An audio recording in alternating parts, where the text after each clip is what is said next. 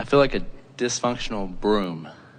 I feel like I see the dirt in front of me, so I know what I need to clean up, but my straw or bristles, whatever, are frayed, so they don't pick up all the dirt. And so I'm trying to take on, I think the bristles represent like all different types of tasks, and I'm kind of trying to take them all on at once or doing part of them at a time and not finishing most of them. And I know what the tasks are that need to be done because I can see the dirt, but well, I'm leaving a trail behind. We disagree with you in this big way. We think that you misunderstand the task because you're looking at yourself as flawed and in need of a cleaning. And we're looking at you as perfect and in need of awareness that you're perfect. And we appreciate hearing these heartfelt, poignant words from you because you're sort of speaking on the behalf of so many people who have become convinced somehow that you came here to make something happen or to undo something that had happened before. In other words, sometimes we want to just zap all of you with the feeling of well-being that we have about you. We would just sort of like to shake out of you all that stuff that got into you that says I'm inappropriate or I'm not enough or I've got stuff that needs to be cleaned up. We want so much for you to say, here's where I am, so what, now where do I want to be? And the analogy that we offer with the navigational systems must feel so lightweight that it is irritating to so many of you, but we really mean it when we say that Magellan never says to Jerry and Esther, where have you been? Magellan always just says, all right, here's the route from where you are to where you want to be. That's it. And we really want you to get it, that first of all, it would not be possible for you to compare where you are to where everybody else is. That relativity doesn't exist. And you don't need to do it anyway. You didn't come into this body because there was something that you were supposed to achieve. You came into this body because it looked like a really wonderful way to spend eternity. It looked like so much fun. You said, I'd like to go forth into this environment where I could be stimulated to new ideas. And you knew that once a new idea was active in you, that source energy would make all the arrangements and all you had to do was enjoy the unfolding. So we offer processes like scripting or like appreciating, the sort of cleaning up stuff that you're talking about, not because we think you need to clean stuff up, but because when you play those games that make you feel better and cause you to focus on what you want, all it does is soften your resistance and cause you to let in the stuff that you so much deserve. If we could slap you with a deserving stick, we would. In other words, there's nothing that we would like to convey more to you than that there is nothing wrong with you and that things should go good for you. And sometimes we think we work against ourselves and against you knowing that when we write book after book with process after process that makes you think you're a broom that needs to clean something up. You don't need to clean anything up. You're fine as you are, but if there's something you want, we think you should have it. And if you're unhappy where you are and you want to go someplace else, we think you should go there. But we really don't want you to think you should go there because somebody else thinks that you should be someplace other than you should be. And that's the way we find almost all of you. You've been so busy comparing yourselves to each other and giving this one a good grade and this one a bad grade and this one the right mark on the chart and this one the wrong mark on the chart that you have done such a number, not just you, but so many of you, on your own sense of worthiness. You see, and you're so worthy. You're dripping with worthiness. You are the center of the universe. The non-physical fairies of the universe are knocking themselves out. No, it's not like that at all. It's easy for us. We are doing everything in aligning things just the way you want it to be. But you've got to find some way of lightening up on yourself. You've got to find some way of accepting that it should be good for you. And in fact, it has been good for you in this way, and this way, and this way, and this way, and this way. Oh, I feel like I've had moments of connecting with Source. And, yes. And it feels awesome.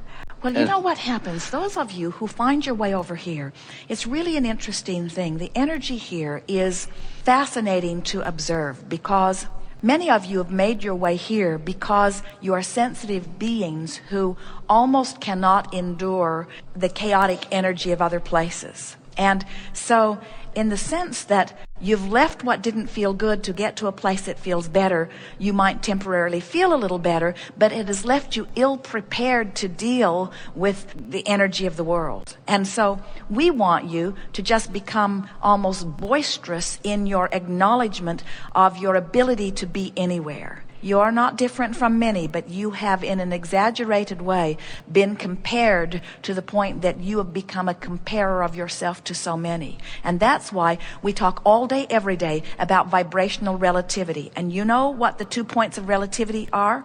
Where you are and where you want to be, leaving everybody else out of the equation, you see. So when you say, I want to clean something up, we want to say, well, we want you to close that gap too, but let's not be so dramatic about it. In other words, when Esther is in despair, which occasionally happens, rarely, but occasionally, when something that she really cares about looks like it's going amiss, she said to Jerry the other day, no one ever listens to me. And Jerry said, you want to say that again? You might want to say, sometimes people listen to me. In other words, Esther, who's heard all of this, still sees something that she really cares about that looks like it's going off the wrong way, and she feels powerless for a moment and then gets mad. And we say, good for you, get mad, because mad feels so much better than powerless, you see. So clean it up, don't clean it up. Clean it up if it feels better. Don't clean it up if you don't feel like it. If it really matters, we notice you clean it up. So what desire do you hold that makes all this feel so poignant? I mean, what positive desire do I hold? What do I want to achieve? Or do you mean what's keeping me from achieving it? I think I know what's keeping me from achieving that. I think it's disorganization and procrastination. They're two words that come to my mind that I can see the end result. I know what I need to do to achieve the end result, but because of procrastination, you are making it even easier for us to acknowledge how it is that you've come to this place of not being proud of yourself, because these are action things that people can watch and then judge and then compare to others. So we want to give you our perspective on both disorganization and procrastination. Procrastination is you being sensitive to energy and knowing when a doorway opens that would really be productive, and not being willing to try to pry the door open before the energy's lined up. And we say everything that we've known that you would call God and good and productive procrastinates in just that way, because we never try to force something before the energy is aligned. Okay. Esther was supposed to make airline reservations a few years back and couldn't bring herself to do it. And Jerry said, you know, you need to get on that. And Esther said, I know, it's on my list, I'll do it soon. But every time she'd go to do it, she could not make herself do it. And then Jerry is teasing her, you know, the longer you wait, the fewer seats there are. The longer you wait, the more money we'll have to pay for the tickets. I know. I'll do it. It's on my list. But when she'd go to do it, she could not make herself do it. And then after days and days and days of self-torture, she was really sort of mad at herself, and Jerry was not helping any, because he was sort of thinking that she should get on it too.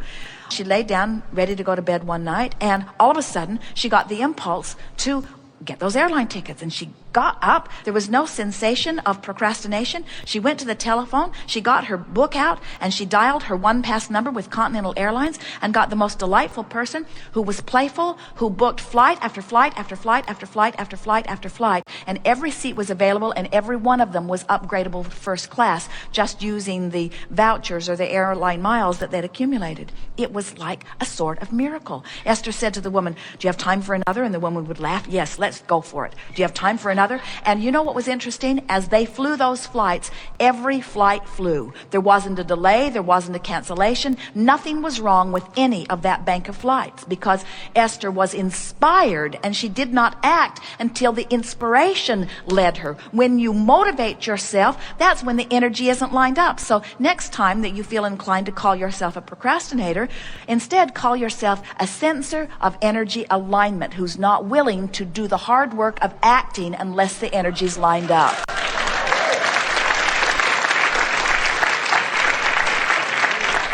Now, in terms of organization, here's what we know about organization. Organization, oh, you should see the organization that's happening on this broader, non-physical level. When you think about the power of law of attraction and what is known that is wanted by you and all of the stuff that is in vibration escrow, we can't even begin to convey to you the perfection and the power of the organizational level. You talk about a concierge in the sky. You talk about a real estate agent in the sky. You talk about a matchmaker in the sky. In other words, all of this stuff is lined up for you. And so when you say, I need to get organized, we want you next time to say, instead of I need to get organized, which means I need to take action, instead say, I need to get myself in vibrational alignment with what feels good. I need to be kinder to me. I need to be softer to me. I need to be lighter to me. I need to get myself in a place where I can receive the impulse that will take me to the most productive action. Because organization isn't about, oh, Esther had lists that 10 people couldn't do, and the top of the list said things to do today. We held parties just to laugh at her list. Look what she's not going to do today, we would all say, as she would drag these lists around. And then she computerized the list, which made it possible for her to even put more things on the list. And then she made buttons that put A, B's, and C's on them, so that these are the things that really matter today. These are the important things that I'm not going to get to today, and these are the less important things that I'm not going to get here today. And everything she added to the list just buried her deeper and deeper and deeper into the abyss of overwhelmment, you see. And so one day they were sitting at dinner, and there was a big paper napkin in front of them, and Esther said, Abraham, Jerry had gone to wash his hands, Abraham, what will I do? Because it was not possible. She was utterly buried in her good intentions to be a worthwhile citizen and meet all of her responsibilities to all of the people who were needing things from her. And we said, let's take a look at your list, Esther. And we did not laugh audibly, so she did not hear us. Let us take a look at your things to do today list. And so she got out her notebook, pages of things that she was going to do today. And we said, choose 5 things that either you must do or that you want to do, and write them on the left side of this placemat. Draw a line down the middle, and on the left side, write things I will do today. And on the other side, write things that I will ask the universe to do today. And then we said, pick 5 things and write them down. And so Esther looked through the pages of the list and found things that needed to be done, and one thing that she really wanted to do, wrote them on the list. And then we said, now put everything else on the other side of the placemat. So Esther sat all through this meal and transferred item after item after item to the other side of the list. And with every item that she transferred, she felt lighter and lighter and lighter, because this process was causing her to apply the laws or the rules of the 3 steps. In other words, step 1 is she was asking. In other words, she had already asked for that. And as she delegated it to the universe, she released her sense of responsibility, which was the thing that was stuck in her vibrational craw.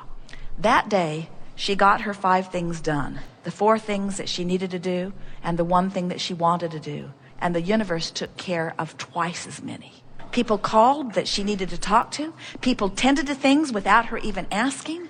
She received things in the mail that let her cross other things off the list. In other words, more got done on the universe's side of the placemat, because when you ask, it is given. When you stop worrying about it, it's given fast, you see.